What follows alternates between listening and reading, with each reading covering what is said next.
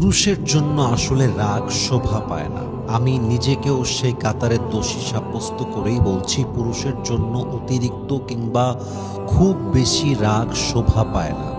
আমাদের সবচাইতে বড় আদর্শের জায়গা হচ্ছে মুহাম্মদুর রাসূলুল্লাহ সাল্লাল্লাহু আলাইহি ওয়াসাল্লাম। উনিও ওনার জীবনে কখনো শরীয়তের বিধান লঙ্ঘন হওয়ার কারণ ছাড়া কখনো তিনি প্রচণ্ড পরিমাণে রেগে যান নাই।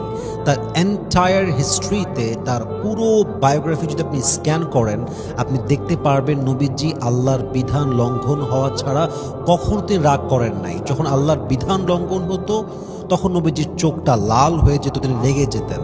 কিন্তু আমাদের পুরুষদের স্বভাব হচ্ছে কথায় কথায় রেগে যাওয়া। আমাদের অবস্থানটা হচ্ছে এখন কথায় কথায় গালি দেওয়া। এটা হচ্ছে আমাদের পুরুষদের বর্তমান অবস্থা হচ্ছে এরকম। ইভেন আমরা অতিরিক্ত রাগ নিয়ে গৌরব করি যে আমার প্রচণ্ড রাগ, ভাই রাগ আসলে মাথা ঠিক থাকে না, এই করে দেই সেই করে দে ভাই, আমার কাউকে সহ্য হয় না ভাই, ওই করে ফেলবো। এটা আমরাও বলি, মাঝে মাঝে আমিও বলে ফেলি, আরে প্রচুর রাগ আমার খুব রাগ ভাই, আমার রাগ সহ্য হয় না। তো রাগ সহ্য হয় না, এটা তো খুবই কমন কথা।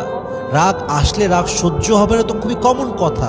আসল পুরুষ তো তখন আমরা হব যখন রাগ আসলে আমরা অস্থির নয়, স্থির থাকব। আসল পুরুষ তো তখন হব যখন রাগ আসলেও আমরা নীরব থাকতে পারবো। আল্লাহ রাসূল বলেছেন, আসল বাহাদুর সে নয় যে কুস্তি খেলতে গিয়ে পালোয়ানকে জমিনে শুয়ায় দেয়। আসল পুরুষ তো সে যে রাগের মাথায় নিজের মাথাকে ঠান্ডা রাখতে পারে, রাগের সময় নিজের সেলফকে কন্ট্রোল করতে পারে, রাগের মাথায় নিজেকে স্থির রাখতে পারে, সে হচ্ছে আসল বাহাদুর। এজন্য চেষ্টা করবেন অতিরিক্ত রাগ ঝাড়বেন না, অতিরিক্ত মাথায় রাগ রাখবেন না। রাগ হচ্ছে কিছুটা ঝড়ের মতো, সেকেন্ডে এসেই সম্পর্ক, সংসার আজীবনের জন্য নষ্ট করে দেয়, সব ধূলিসাৎ করে দেয়। আল্লাহ আমাদের সবাইকে অতিরিক্ত রাগ থেকে হেফাজত করুক, আমরা বলছি আমিন।